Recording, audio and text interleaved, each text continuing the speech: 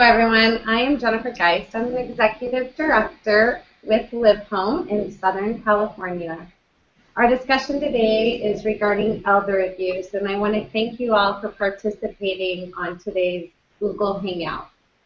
Currently, 1 in 9 Americans and almost 50% of seniors with dementia experience some form of abuse. Today we've brought together experts in elder care that those that understand that this is a growing concern. So I'd like to begin with each of our panelists introducing themselves. Luciana, would you like to go first? Well, thank you. I am Luciana Kramer. I'm a care specialist at the Alzheimer's Association in Santa Barbara at the California Central Chapter of the Alzheimer's Association. And my role here is to provide direct services to families affected with Alzheimer's, such as support groups, counseling, referrals, information, and general education about the disease. And Kathy. Hi, I'm Kathy Burkett. I'm the co-founder and primary blogger of Senior Care Corner, which is a website, and we provide information and resources for family caregivers. Because of my medical background and passion for advocacy, my role is providing family caregivers with information and knowledge from my expertise to help them improve not only their lives, but also the life of the caregiver. Thank you, Kathy. Romina? Yes, thank you. My name is Romina Oliverio, and I'm a dementia consultant and educator based in Toronto, Ontario, Canada. As a consultant, I work with families and caregivers of family members who have received a diagnosis of Alzheimer's or any other type of dementia. And my role is to support them through the journey, whether it's by offering strategies and tips on person-centered dementia care, such as communication, activities planning, or even optimizing the physical space. And Marcia. Hi, I'm a CPA, but I'm not the typical CPA. I don't do financial statements. I don't do audits. I specialize. I have 4 niches. One is seniors, and the other niches sort of connect. I may do something as simple as write checks, monitor income, and then go all the way over to the other end of the spectrum where I'm their trustee and their power of attorney. So that's a little bit about me. Thanks, Marcia. Luciana, can you tell us what are some of the family dynamics that contribute to elder abuse? Well, elder abuse is not just between families. You know, people who are not part of the family are abusers in allegedly about 50% of the cases. But family dynamics can contribute a lot to providing a breeding environment to elder abuse. So when you have issues that have been lingering conflicts within the family for many years, and now you have somebody who is elder and depending on the family to be cohesive around them. And if that family is not cohesive, that's already an open door for an abuser to come in and perpetrate the crime. And another thing that happens with family dynamics is, like, let's suppose you have an elder who needs care and a caregiver, and you have 4 siblings. So one sibling is very engaged with his family, has a steady job, travels around the world. The other sibling is looking after children. Other sibling has a steady job, cannot do it. And there's that one sibling who has maybe recovering from alcoholism, is now unemployed. Yes, who is from the 4 the one who is going to be chosen to be the primary caregiver? They will normally choose the one who is unemployed, thinking, oh, that's going to help him too. That's going to give him something to do. And maybe recovering from drugs or alcoholism. And guess what? It doesn't help him. It doesn't help the elder. It's another big door for elder abuse right there. So alcoholism, drug abuse, gambling, unemployment. And there's another condition that also favors, it's called affluenza, is that sense of entitlement, like, whoa, whatever she leaves behind is going to be mine anyway, so I can already put my hand on the pot before my senior, my mother, my grandmother passes away. So all those dynamics really play a huge role in opening doors to abuse. Right, right. Mhm. And I'm sure we can all agree with that. And Kathy, what constitutes elder abuse and what are the different types of elder abuse? Well, elder abuse actually includes abuse, neglect, and even exploitation of our seniors. Seniors are so often dependent on other people in order to help them meet their needs that they become victims. Abuse is just basically harm against seniors, whether it's intentional or non intentional. There are 7 different kinds of abuse. The first kind is physical, which we all know is a senior who gets slapped or bruised or pushed or burned or even restrained, whether that's physically or chemically. Anything that could result in physical injury, even incorrect dosing of medications or force feeding a senior. The second type of abuse is neglect, and that's just basically a failure to provide what that senior needs, whether it's food, shelter, medical care. That could be necessities like food and water, but it also could be just simply paying their bills so that they lose their home or their heat or electricity in their home. The third type is emotional abuse, which we know is inflicting mental pain or anguish using words verbally or non-verbally. You could become threatening or humiliating or insulting. You could bully a senior. We hear a lot about that with kids, but oftentimes our elders are being bullied by someone. They could be terrorized. Keeping them isolated or treating them like children is a form of emotional abuse. The fourth type of abuse is abandonment, and that's basically the person who's responsible for that senior, who's taken over their care, for whatever reason, abandons them, leaves them without care. That is elder abuse. The fifth type is self-neglect. Now, that's the kind of abuse that a senior actually does to themselves, whether they stop cooking or shopping for food, or they're not bathing, they're not shaving. They just stop taking care of themselves. But they also could be not taking care of their home so that it becomes unlivable. Unfortunately, a lot of times this type of abuse really results in them having to be placed in a facility. The sixth type of abuse is sexual abuse, and that can occur because someone wants them to undress in front of somebody, or they want to show them pornography, or, of course, be part of a sex act. But that has to be non-consensual. So when it's non-consensual, you've got to think about people with dementia who are no longer able to consent to anything like that. So we've got to be careful for that one. And the final one is financial abuse, and that's when, in an unauthorized fashion, someone's using the money or assets in some way of that senior, whether it be from scams or fraud, which we think of. But it could be someone forging a check in their name, stealing the possessions, something as simple as their newspaper every day. Or promising something that they don't deliver, like promising to take care of them and then leaving them.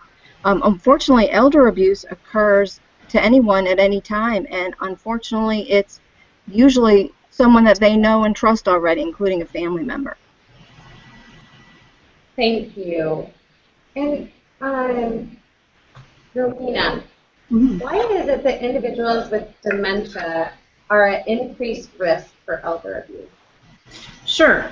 Well, when someone lives with dementia, there is an added layer of vulnerability there. There's a wealth of research and unfortunately too many case studies that confirm that people with Alzheimer's or other types of dementia are at greater risk for abuse than those without. With dementia, the individual's cognitive and language capabilities are impaired because of the damage to the brain, and depending on the stage of the condition, these skills are possibly diminished altogether, so that makes it more difficult, if not at times entirely impossible, for someone to defend themselves. Also, they may be physically frail and unable to shield themselves from physical assault. The cognitive deficits prevent many individuals from speaking out and reporting the abuse, or possibly even recognizing that something is wrong or even taking place. Tragically, there are people who target and prey specifically on individuals with dementia because they see them as being easy targets. Also because the individuals with dementia may be operating in their own reality, and sometimes in the case of late-stage Alzheimer's, they might suffer from hallucinations.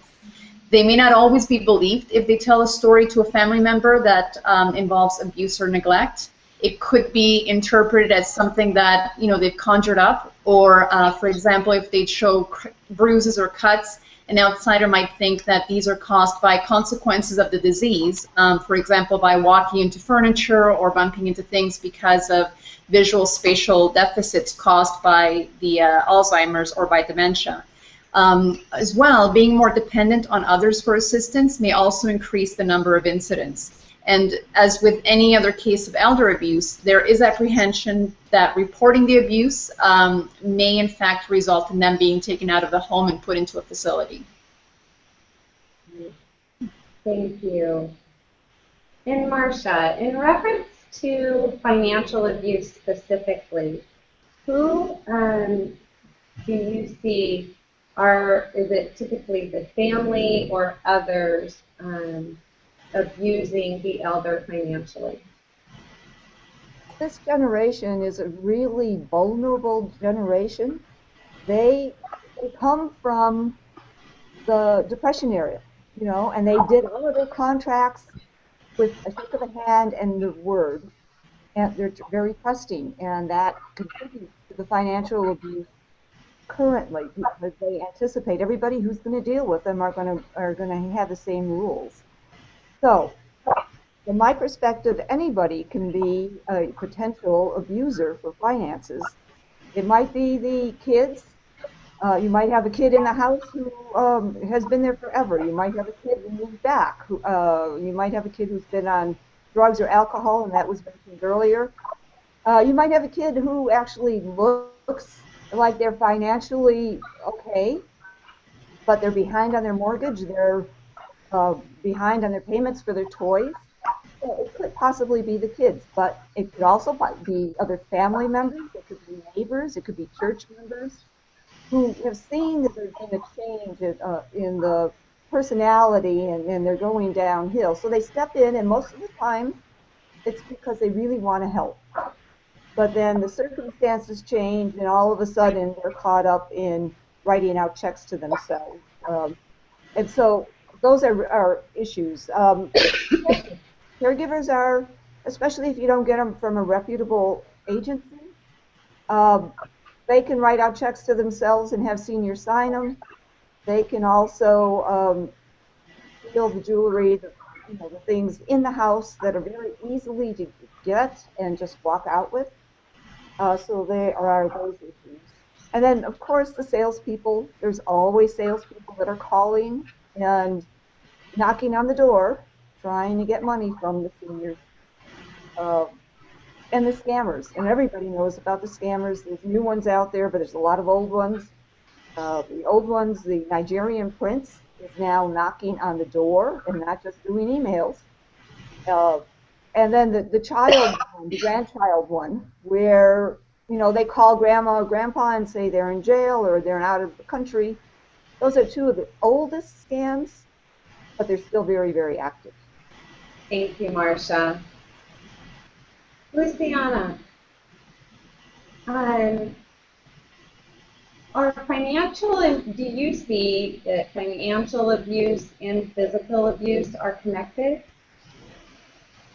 Unfortunately, we see a lot of that. Financial abuse may be the goal of the perpetrator. Maybe that's what they want, to reach financial gain. However, to do that, they need to do some physical abuse, emotional abuse, or psychological abuse to obtain their goal. So it's like a byproduct of their, and it's a different crime altogether. Financial abuse by itself is a crime. So in order to get the financial gains, they may neglect the person that they are caring for. They may not buy the supplies they need. They may use the monies that is meant for incontinence supplies for other things. They may use the monies that are meant for groceries and medications for other things. And at the same time, they are isolating their victim. So a family doesn't have reach and means to supervise. So many times the neglect and the abuse is not the intended thing, but it's a tactic that they use to get the financial abuse. So yes, they are related. And many victims of financial abuse do not survive the financial abuse. It is that horrible. Thank you. And Marcia, how do you protect elders from financial abuse? Well, I always go out of my way to make sure that their documents, they have legal documents in place. That always helps, especially in I'm in Southern California, so it would be a trust, a power of attorney for financial purposes, and I always ask about the power of attorney for healthcare.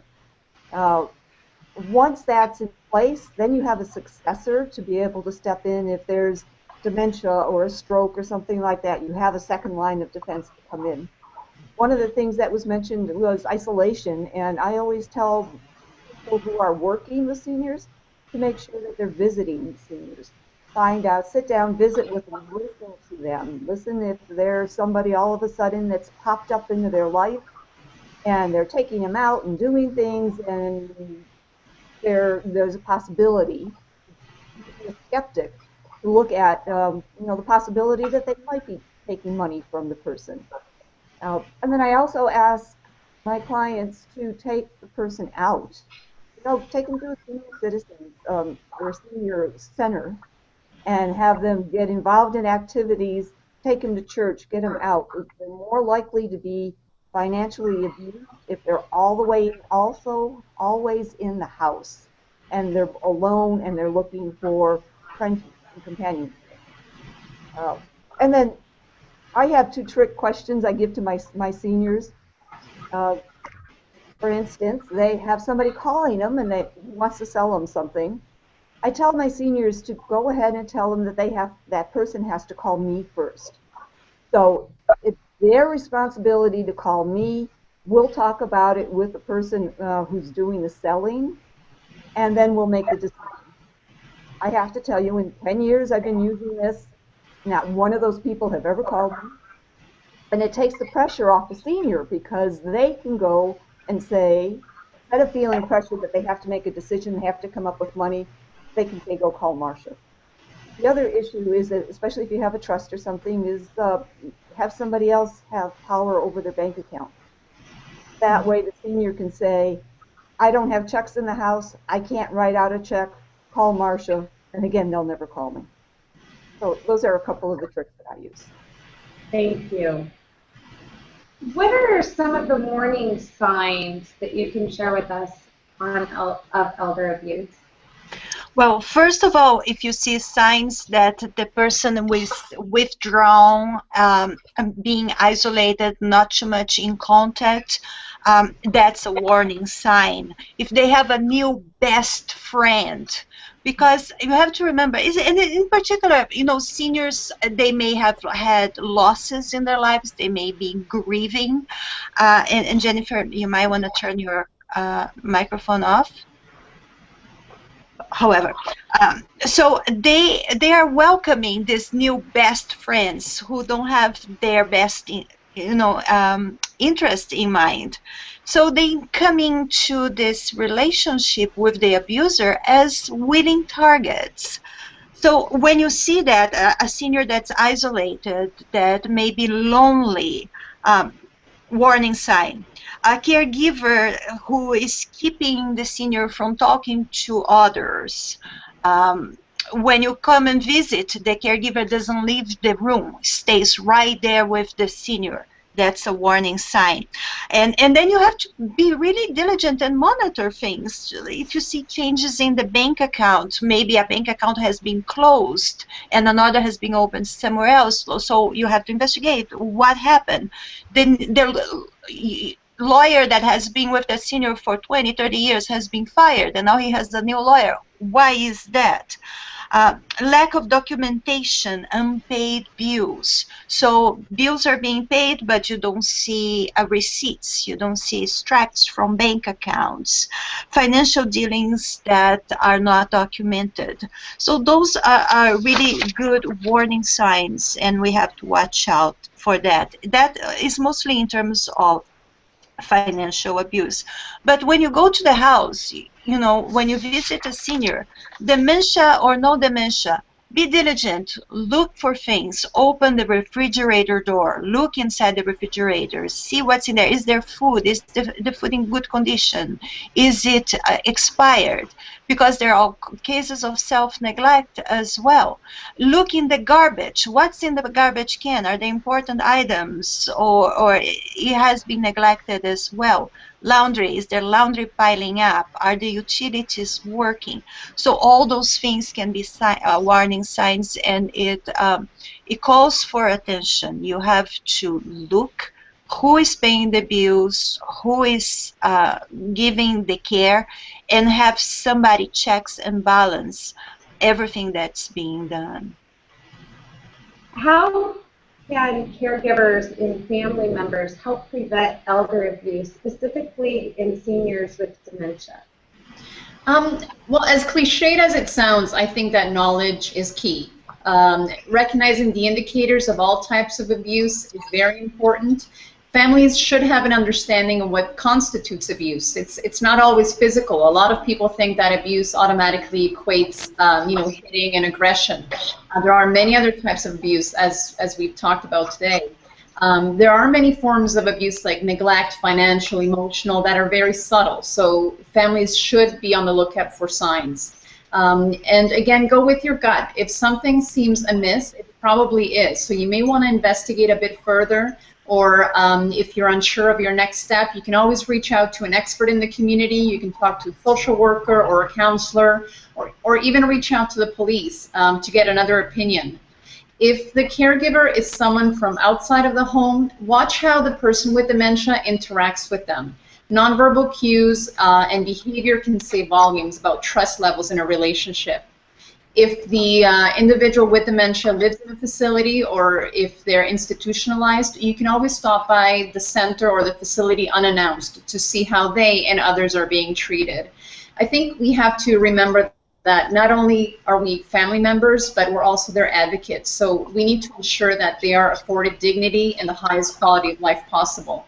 And for family members acting as caregivers, it's essential to recognize that looking after someone can take a physical and an emotional toll. So if you find yourself going down that road of, potentially being a little bit too stressed out, maybe snapping at your carry, you may want to watch out for signs and seek out help. So yeah, don't be afraid to ask for help, because it can eventually develop into something a little bit more serious. And Kathy, what are some prevention strategies for financial abuse that you use? Well, financial abuse, we really want to look at how we can protect our seniors, whether we're long-distance caregivers or we're in the home with them. There are ways to prevent financial abuse to help them, and one of the ways is to keep them in the loop in terms of what their security issues. If they're on the internet and they're paying their bills, or they're able to do a little bit more interaction and socialization through the internet, make sure that their security measures set up and in place on their internet, and their passwords are safe, and they are using the right security measures. They may need to be made a little bit more aware about what they can do with that. Remind them again not to give out any personal information on the phone. The bank's not going to call you. No one's going to call you and ask you for your Social Security number. Through the email, their banks are not going to contact you. There's a lot of phishing going on right now with FedEx even. They're saying that I'm from FedEx and you're missing a package. Give me your Social Security number so I can track you and get this package to you. There's a lot of scams going on out there, as Marcia mentioned, to really be aware of. You might want to get their phone number added to the no-call list, so some of these unscrupulous people, you can maybe kind of weed some of those charities and some other things out of the way, so they won't even answer those phone calls. As Marcia mentioned, their valuables in their home it's very unsecure sometimes when they have a lot of people going in and out of their home trying to just help them, whether it's friends and church members or paid caregivers. So if there's something that's very important to the family, a jewelry, heirloom piece of jewelry, you might want to go ahead and take that, put it in a safe deposit box just to keep it safe and secure. Don't let them keep a lot of cash in the home. If somebody knows that there's cash in there, they could come in and ransack the place and possibly harm the senior just for looking for some cash, something quick. You can also help them go paperless so they don't get bank statements in the mail or bills in the mail so that their identity can be stolen and further harming their financial assets. If they let you, go ahead, as Marcia suggested, and get a power of attorney and try to actually be the conservator person over their bank accounts so that you can keep an eye on things and make sure that they're not giving away their money to people who aren't supposed to have their money. Remember that only 1 in 44 cases of financial abuse is reported. So there are a lot of people out there that are actually being abused that we don't know about that we need to help protect. So those are just a few of the ways we can help them out. We had mentioned before, I apologize, that 50% of seniors with dementia experience some form of abuse. Mm-hmm. What type of abuse is most common with people with dementia? Okay. Well, many of the studies point to verbal and physical abuse as being two of the most prevalent forms of abuse suffered by people with Alzheimer's or dementia. And again, because of the cognitive and physical deficits that we touched on earlier, people with dementia are much more vulnerable to these types of abuse. It's unfortunately a lot easier for someone to take advantage of them because of their diminished capabilities. They may not be able to fight back, be it physically or verbally, or even report the abuse to a trusted source. Again, if someone's cognitive functions are, not completely functioning to their potential, they may not realize that abuse is taking place. So, abuse by a family member as well, be it a caregiver or someone living with them, is again sadly all too common. If an individual with dementia is entirely dependent on a caregiver or a family member, that can place a tremendous amount of stress and obligation on the family dynamic. Abuse or neglect can stem from the high psychological and from the physical stress that is placed on the family when living with someone with dementia. Now, that doesn't necessarily mean that it excuses or absolves the abuser, but it does shed light on to what can trigger a pattern of abuse. And Luciana, what can you do to minimize the risks of elder abuse? Well, much has been said already in this conversation about the things that you can do, and mostly is really keeping a good eye on what's going on, visiting frequently, checking the bank accounts, see how they're going, and when visiting, being very thorough around the house. However, with people with dementia, there's an extra layer of difficulty to perform all those tasks that we all mentioned, and that would be resistance to care. Especially in the earlier stages of dementia, people with mild cognitive decline, impairment, and not fully, completely into the throes of dementia, a person will be clinging to their independency. They will be insisting in taking care of their bills, insisting of managing their homes. And they may not want anybody to come into that environment and check in the house and visit. They are clinging to their independency. And that's when a concerned caregiver will hit a roadblock. How do I help my dad if my dad doesn't give me access to the information I need to make sure he's safe? So under those situations, we have seen fortunes being squandered, sometimes with the acquiescence of the person who is being abused. Scammers, they flock to people like that. We have seen also instances where the person with dementia legitimately married the caregiver, and the family never saw a penny of the fortune that left because it all went to the caregiver. So things like that will happen if you don't pay attention. So to go over that block, that the resistance to care, imposes, you have to be very savvy. You have to be very nice, and you have to outsmart the person who is trying to abuse the senior. So that's the real challenge for protecting people with dementia from abusers, is their own willingness to cooperate with the abuser, and they're not willing to accept help from you. Thank you, Luciana. I want to just take a minute and thank all of you today for being on this panel. You're all experts in your roles, and I really appreciate you all being here. We do have a couple of minutes. I'm just going to open it up. Do any of you have anything that we didn't touch on that you think is really important to bring up at this time? I have a comment, if I could add, in terms of family caregivers. When there's some feeling amongst family caregivers, especially when they're coming from a long distance, from how to keep an eye on their seniors. They're not there every day to be able to see what's going on. And so I talk with a lot of caregivers about setting up a way to see them physically. We've got a lot of technology now that can help us do that, either through FaceTime or Skype. And if we can actually get our eyes on our seniors to see them when we live halfway across the country, that would be something that really would be worth our investment in time. If they're not able to use the internet, then if we could enlist the services of a good neighbor who can kind of keep us informed about what they see on a day-to-day basis when they are seeing them go to get the mail or the newspaper or outside just enjoying the sunshine. Having a partner in that when you're far away can really help you feel like you have some control over what might be happening from far away. Those are great points. Mm-hmm. Yeah, that's right. I agree with that. And I also love the use of surveillance cameras.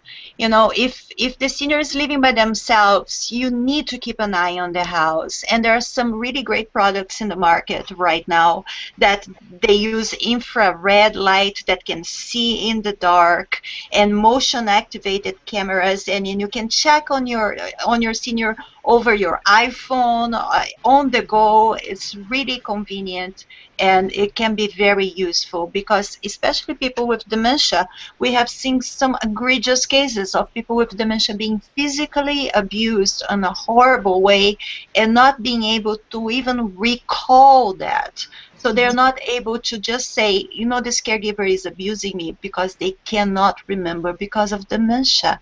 So just keeping an eye, it's really, really important. Mm-hmm. I agree. Anybody else have anything that... I'd just like to make a couple of comments. There were a number of comments that were just reinforcing things that I was saying. The one about money in pockets. I had a client who always wanted $10,000 in his pocket because he could buy a car that way.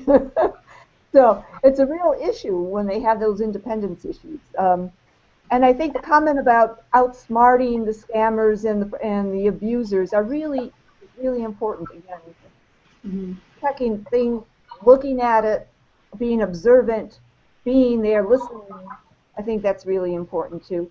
And I'd like to thank all of you. You gave me a lot to think about, a lot that I could have, should have, would have said.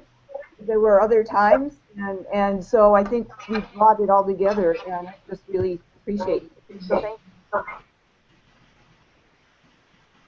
Yes, thank all of you. Anyone else that has anything else that they would like to add before we end this call? Yeah, I just have a comment, actually. I think that sometimes if there is suspicion of abuse, if, for example, a family member is suspecting that a caregiver may be abusing their loved one, there may be the thinking that they don't want to rock the boat because they don't want to disrupt the dynamic. I think that we have to be an advocate for our loved ones. We sort of have to switch our mentality from being a loving, family member to being the protector of this person, particularly with people with dementia. We need to speak up for them. If something looks, if something looks amiss, we need to act on that before it's too late. Absolutely. Absolutely. Well, I thank you all again, ladies.